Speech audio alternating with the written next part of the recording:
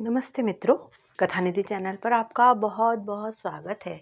हमारी आज की कहानी का नाम है आत्मसम्मान। मित्रों, इस प्यारी सी सुविचार लिए हुए और प्रेरणास्पद कहानी के रचनाकार का नाम अज्ञात है, अनजान है, हमें नाम मालूम नहीं है। यदि आपको मालूम हो तो कृपया कमेंट करके जरूर बताएं। तो हम हमारे अनजान कथाकार को हृदयपूर्वक धन्यवाद देते हुए चलिए कहानी शुरू करते हैं। सुबह से काम करते करते शांति जी बहुत थका सा महसूस कर रही थी। थकावट के मारे वे थोड़ी देर के लिए टीवी के सामने बैठ गई और बड़े शौक से अपना पसंदीदा कार्यक्रम देखने लगी। दिन भर के काम से थोड़ी देर के लिए समय निकालकर टीवी देखना उन्हें बड़ा अच्छा लगता था। उनके पति राजेश जी वहीं पास में बैठे अखबार पढ़ रहे थे। अभी उन्होंने टीवी देखना शुरू ही किया था कि अचानक से टीवी बंद हो गया। शांति जी यह देखकर चौंक गई कि उनकी बहू नेहा के हाथ में रिमोट था और उसी ने टीवी बंद किया था। शांति जी ने हैरानी से पूछा, बहू क्या हुआ, टीवी क्यों बंद कर दिया? तभी नेहा ने कड़कती आवाज में कहा, माँ जी, सारा दिन आप टीवी देखती रहती है, मालूम भी है कि बिजली का बिल कितना आ जाता है? तभी अखबार को चेहरे के सामने से हटाते हुए राजेश जी बोले, बहू यह कौन सा तरीका है? अपनी सास से बात करी हो तुम? अब क्या वह टीवी भी नहीं देख सकती?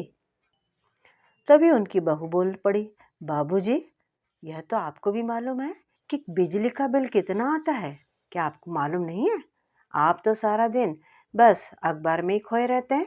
हमें तो अपने बच्चों का भी सोचना है। आज से यह रिमोट मेरे पास रहेगा। यह टीवी सिर्फ शाम को चलेगा। मैं खुद ही आपको रिमोट दे दूंगी शाम को। ये कहते हुए नेहा रिमोट लेकर अपने कमरे में जाकर बैठ गई। शांति जी तो सदमे से जैसे पत्थर ही हो गई, जड़ सी बैठी रही। उन्हें अभी तक विश्वास नहीं हो रहा था कि जो कुछ भी उन्होंने सुना वह हकीकत थी या कोई सपना। तभी राजेश जी ने उनके कंधे पर हाथ रखा तो शांति जी की आंखों से आंसू बहने लगे।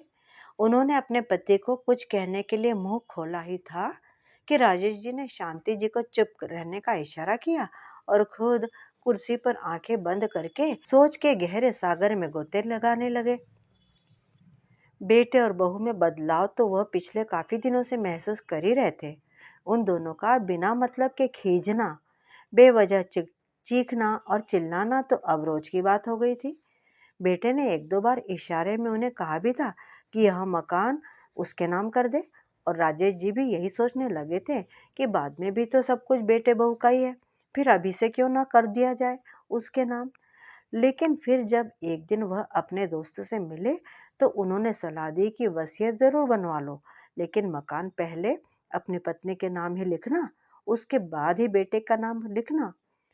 अपनी पत्नी का बुढ़ापा खराब मत कर देना, कम से कम आपके बाद इज्जत की दो रोटियां तो मिलेंगी तुम्हारी पत्नी को।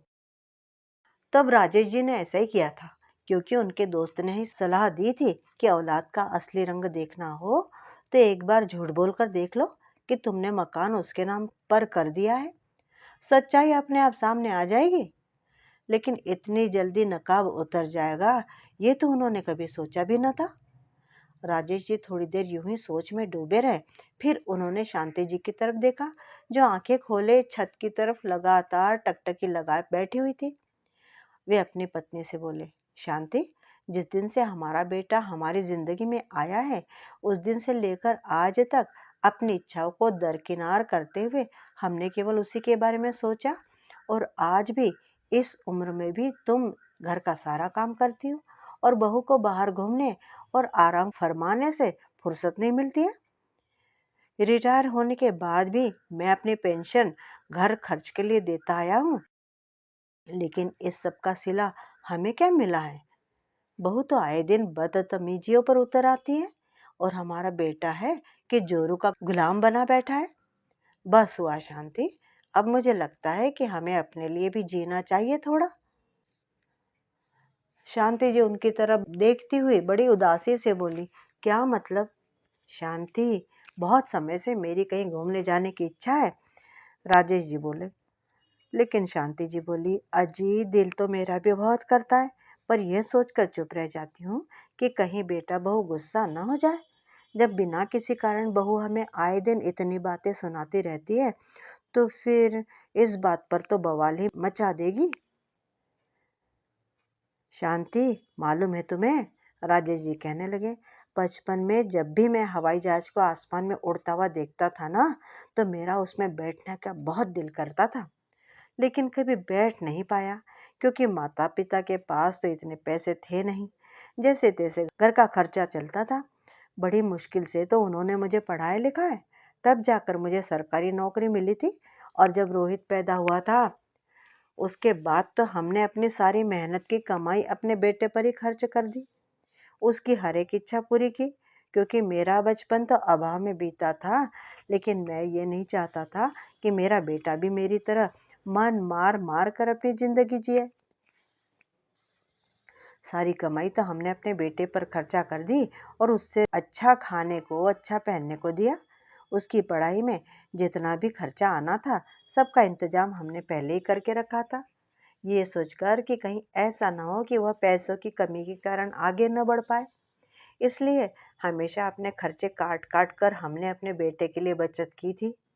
जितने भी पैसे उसने मांगे हमने उसे दिए। एक तनख्वाह में बेटे की पढ़ाई लिखाई, घर के खर्च और अपने बूढ़े माता पिता की देखभाल भी तो हमने कितनी अच्छी तरह से किया है। और सब कुछ कितनी कुशलता से तुमने मैनेज किया था, यह तो हम लोग ही जानते हैं। लेकिन बेटे ने तो आज सब कुछ नकार दिया। सोचा था कि बुढ़ापे में सारी जिम्मेदारी से मुक्त होकर आराम करूंगा। तुम भी आराम से रहोगी, राजेश जी बोलते जा रहे थे। लेकिन यहाँ तो बुढ़ापे में ही हमारे बेटे बहू ने हमारे ऊपर इतनी बंदिशें लगा दी।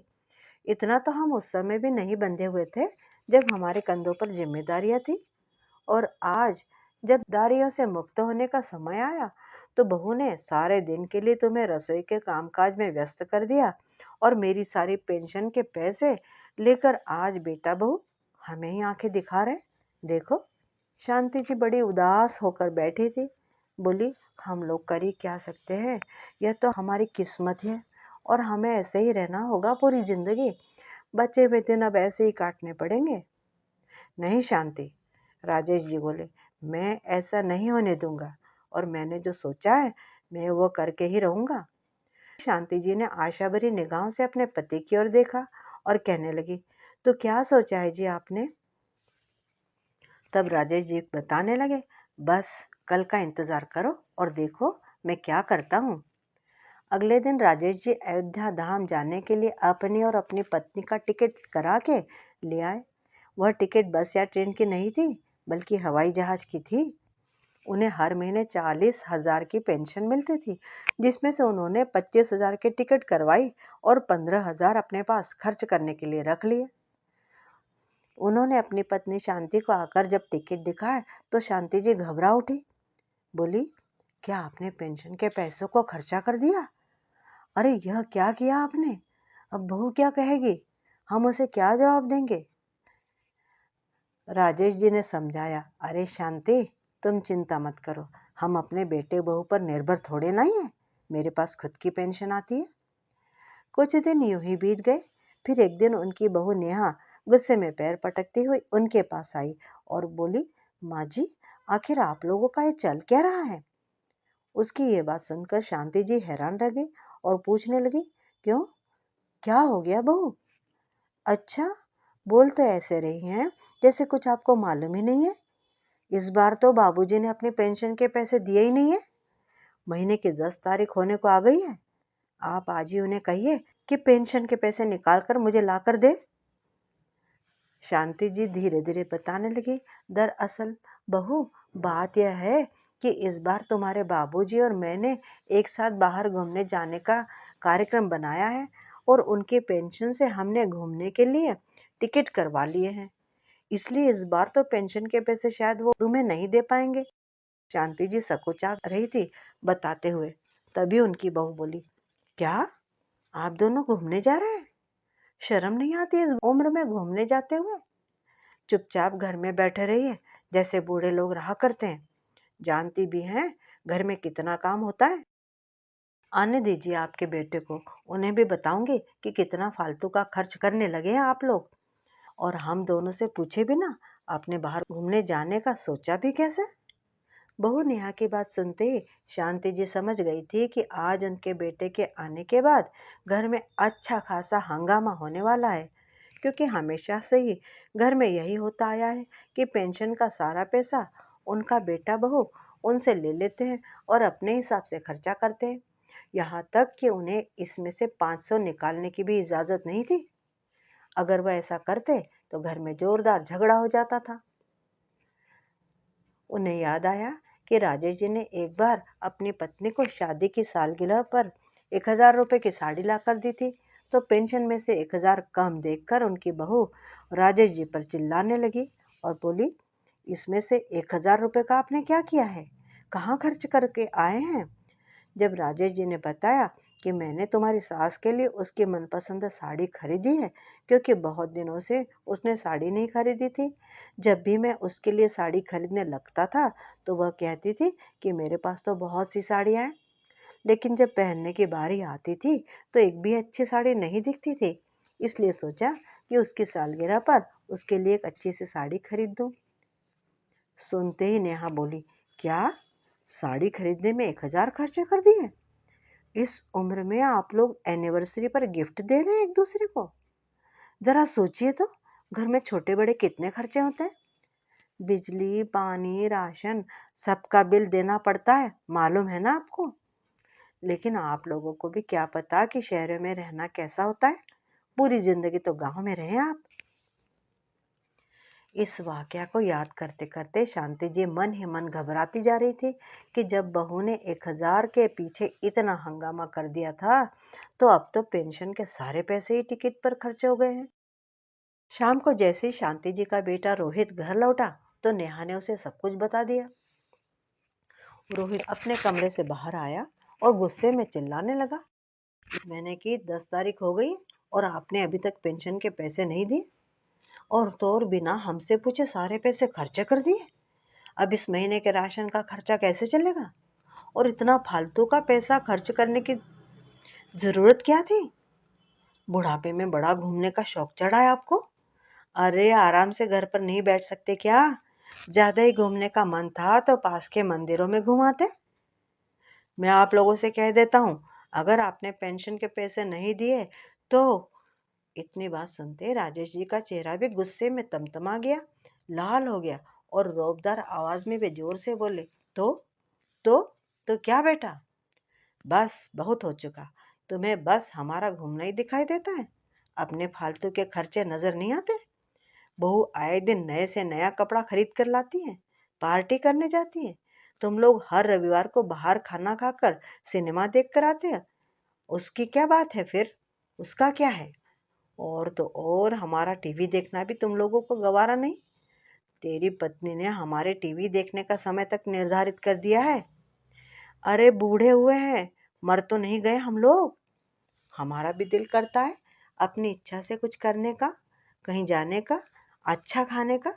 हमारे कहीं जाने से तुम्हारे खर्चे बढ़ जाएंगे, लेकिन तुम्हारे बाहर घूमने से, पिक्चर देखने जाने से, बाहर का खाना खाने से खर्चे नहीं बढ़ते क्या?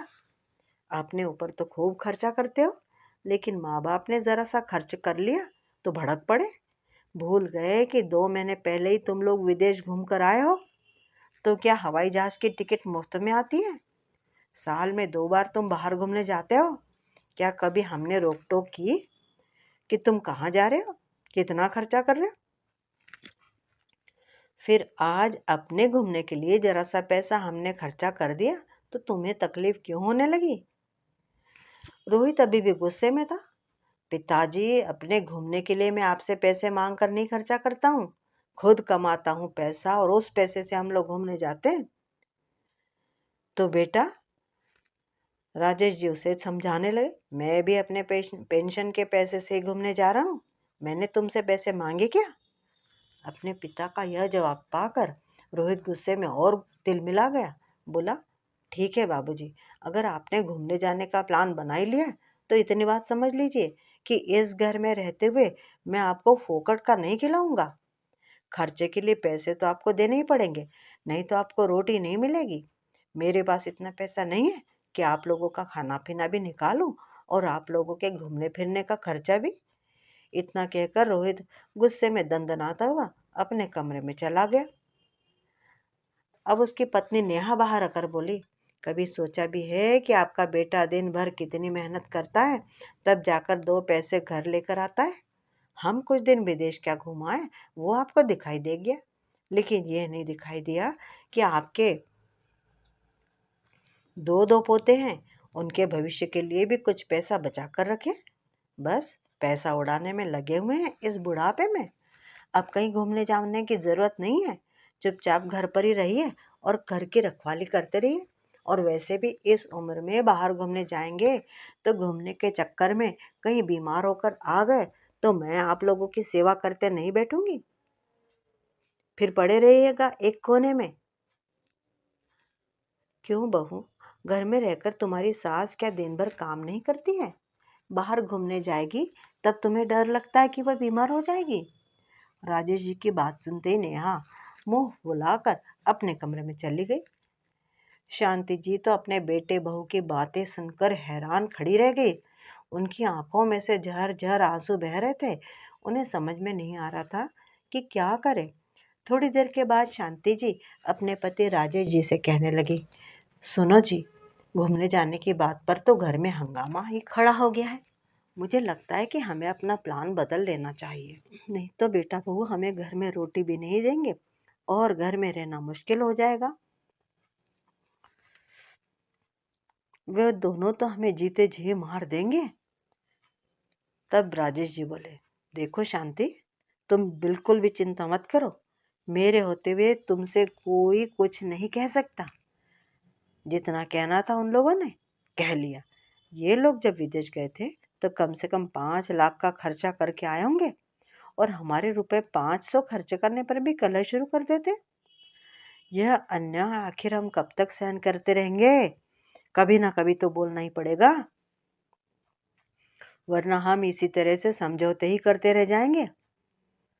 अगले दिन सुबह सुबह जब शांति जी रसोई में चाय और नाश्ता बना रही थी तो और सभी लोग नाश्ता कर रहे थे, तो शांति जी अपनी बहू और बेटे की तरफ देखकर उनके चेहरे देखकर कुछ अंदाजा लेने लगी।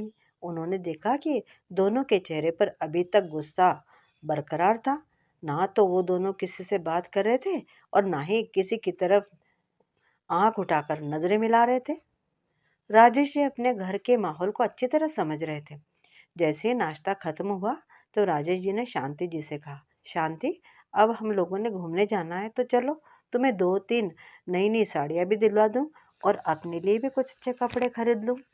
बहुत दिनों से मैंने भी तो अच्छे कपड़े नहीं खरीदे हैं।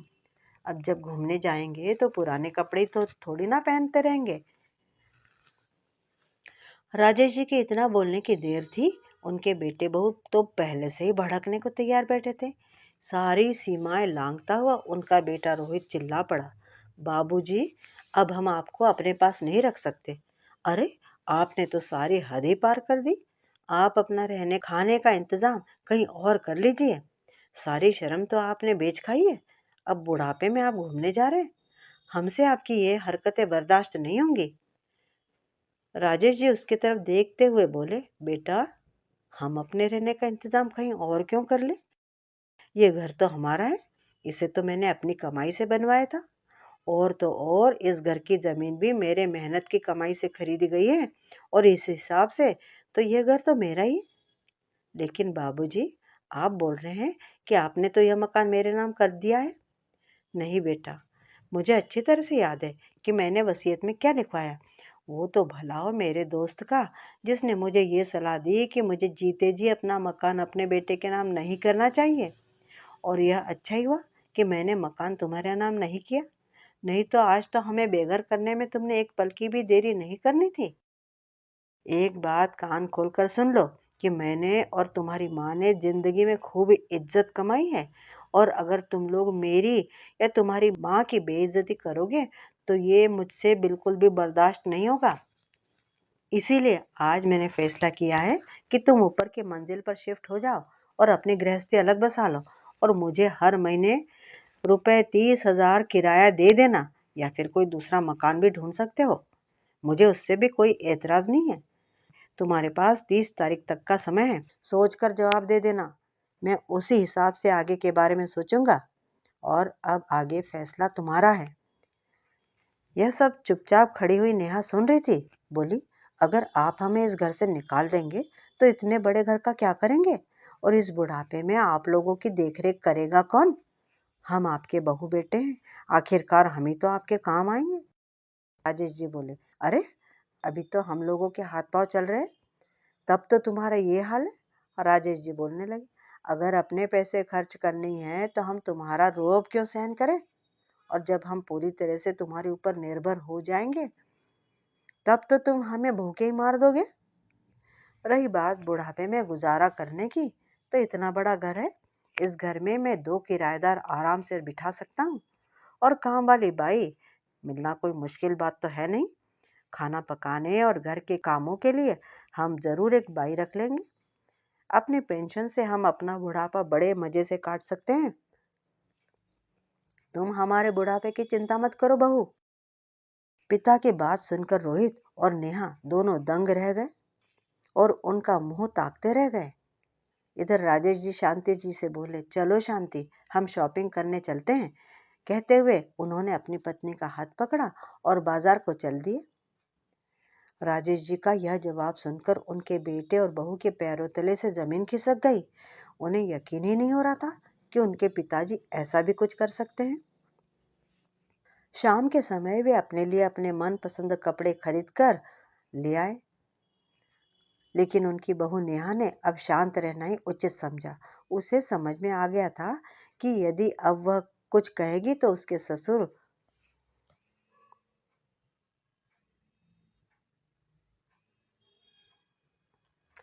उसे समझ में आ गया था कि यदि वह अब कुछ कहेगी तो उसके ससुर 2-4 बातें उसे और सुना देंगे। अगले दिन राजेश जी और शांति जी को हवाई जहाज में बैठाकर अयोध्या धाम की यात्रा पर जाना था, जिस कारण वह बहुत खुश थे, क्योंकि पहली बार अपना हवाई जहाज में बैठने का सपना पूरा करने जा रहे थे वे। सुबह के समय ही दोनों तैयार होकर अपने बैग्स लेकर जैसे ही बाहर निकलने लगे तो अपने बेटे और बहू का आवाज देते हुए कहा कि हम 10 दिनों के बाद आएंगे, तब तक तुम अपना इंतजाम कर लेना। इतना कहकर वे दोनों एयरपोर्ट के लिए निकल गए। एयरपोर्ट पर हवाई जहाज को देखकर वह अंदर ही अंदर बहुत खुशी महसूस कर रहे थे और अपनी पत्नी से कहने लगे कि जहाज तो सच में बहुत बड़ा होता है। जब आसमान में उड़ते हुए देखा था तो जैसे लगता था कि बहुत छोटी सी चीज़ है, कोई खिलौना है, लेकिन आज सामने से देखने में पता लगा कि यह असल में कितने बड़े होते हैं। जब वे दोनों अयोध्या धाम पहुंचे तो वहां पहुंचकर उन्होंने मंदिर में दर्शन किए, फिर आसपास की जगहों पर घूमने निकल गए। शांति जी उन्हें कहने लगी कि सुनिए, वाकई यह हमारी जिंदगी के सबसे अच्छे दिन हैं, जब हमें एक दूसरे के साथ इतना अच्छा समय बिताने को मिल रहा है। हाँ शांति, राजेश जी बोले, हम बूढ़े हो गए तो क्या हुआ, अरमान तो हमारे दिल में भी है कि नहीं? बुढ़ापा आने के साथ हमारी इच्छाएं मर तो नहीं गई ना। अच्छा खाने की, अच्छा पहनने की और घूमने की इच्छा तो हमारे दिल में अभी भी है, लेकिन आजकल के बच्चों को लगता है कि बुढ़ापा आ गया है तो जिंदगी ही खत्म हो गई है। ये तो भगवान का शुक्र है कि अभी हमें पेंशन मिलती है। आज इसी पेंशन के दम पर तो मैं अपने बच्चों के सामने सिर उठाकर बोल पाया हूँ। लेकिन मुझे उन माँ बाप के बारे में सोच सोच कर चिंता होती है जो सब कुछ अपने बच्चों पर लुटा देते हैं और बुढ़ापे के लिए कुछ भी अपने पास नहीं रखते। कैसे वो लोग बुढ़ापा काटते होंगे अपना, जब उनके बच्चे एक एक चीज के लिए उन्हें तरसाना शुरू कर देते होंगे। अयोध्या धाम तो बहुत दूर की बात है, हमारा बेटा तो हमें आज तक पास के किसी मंदिर में भी नहीं लेकर गया है। खैर छोड़ो इन सब बातों को शांति, हम यहाँ आराम से कुछ दिन बिताएंगे और फिर घर जाएंगे। देखते ही देखते 10 दिन बीत गए। उसके बाद जब वे लोग घर वापस आए तो उन्हें देखते ही रोहित और नेहा तुरंत उनके पास दौड़े दौड़े आए और उनके पैरों में गिर गए और उनके चरण स्पर्श करते हुए बोले, बाबूजी हमें माफ कर दीजिए, बाबूजी हमें माफ कर दीजिए, हमसे गलती हो गई है। आपको जैसे इस घर में रहना हो आप वैसे रहिए, जहाँ आपका घूमने का मन हो वहाँ घूम कर आया कीजिए, लेकिन हमें इस घर से मत निकालिए। हम इस घर को छोड़कर कहाँ जाएंगे भला? आप तो जानते हैं कि मेरी तनख्वाह है ही कितनी। अब उसमें से मैं मकान के किराए के 30,000 निकालूंगा तो हम खर्च कैसे चलाएंगे? फिर नेहा भी बोलने लगी, माँ जी, आप ही बाबूजी को समझाइए ना कि हमें इस घर से जाने के लिए ना कहे। अब से घर का सारा काम मैं ही करूँगी। आप बस बैठकर आराम किया कीजिए और जी भर के टीवी देखिए। अब राजेश जी को यकीन हो गया था कि उनके बेटी बहू की अकल ठिकाने आ गई है। अब वह उनके बुढ़ापे की जिंदगी में दखलंदाजी नहीं करेंगे। तो उन्होंने कहा कि ठीक है बेटा, अगर तुम इस घर में रहना चाहते हो तो मेरी एक शर्त है। मैं अपनी पेंशन के पैसे तुम्हें नहीं दूंगा, मैं अपने पास ही रखूंगा, क्योंकि बुढ़ापे में मेरे और मेरी पत्नी के भी कुछ खर्चे हैं। हमारी दवाइयों का खर्चा तो चलता ही रहता है, कभी ब्लड प्रेशर की दवाई, तो कभी डायबिटीज़ की दवाई, तो कभी जोड़ों के दर्द की दवाई। और बार बार मुझे तुम्हारे आगे हाथ फैलाना बिल्कुल भी अच्छा नहीं लगता। अपने ही पैसों के लिए मैं तुम पर मोहताज रहूं, यह मुझे बिल्कुल मंजूर नहीं है। नहीं पिताजी, रोहित बोला, आप कैसी बातें कर रहे हैं? आपको जैसा ठीक लगे आप वैसा ही करना। फिर रोहित नेहा से बोला, नेहा तुम यहाँ खड़ी खड़ी कर क्या रही हो? जल्दी से माँ और पिताजी के लिए चाय बना कर ले आओ, नाश्ता ले आओ। फिर नाश्ता बनाना, वो दोनों थक गए होंगे ना। रोहित की बात सुनकर ही राजेश जी मुस्कुराने लगे और मन ही मन सोचने लगे कि आज अगर उन्होंने अपने और अपनी पत्नी के आत्मसम्मान के लिए अपने दोस्त की बात मानकर सही निर्णय न लिया होता तो पहले की तरह आज भी उन्हें मन मार कर ही गुजारा करना पड़ता। कभी कभी जिंदगी में अपने लिए कुछ कठोर निर्णय भी लेने पड़ते हैं। थोड़ा सा स्वार्थी बनने में भी कोई हर्ज नहीं होता। यह तो दुनिया है और दुनिया तो कुछ ना कुछ बोलती ही रहती है। अगर अपने हाथ में पैसा है तो हमें अपनी इतनी इज्जत तो बनाकर रखनी ही चाहिए कि हमसे कोई कुछ न कह सके, और अपने पैसों के दम पर हम अपनी जिंदगी को आत्मसम्मान के साथ गुजार सके। तो मित्रों, अभी आपने सुनी कहानी आत्मसम्मान। उम्मीद करती हूँ कि आपको कहानी पसंद आई होगी। कमेंट करके बताइएगा ज़रूर। और हाँ, चैनल पे अगर आप नए हैं तो चैनल को सब्सक्राइब करना बिल्कुल भी मत भूलिएगा। मिलती हूँ जल्दी ही एक अच्छी सी कहानी के साथ। तब तक विदा। आपका दिन शुभ हो।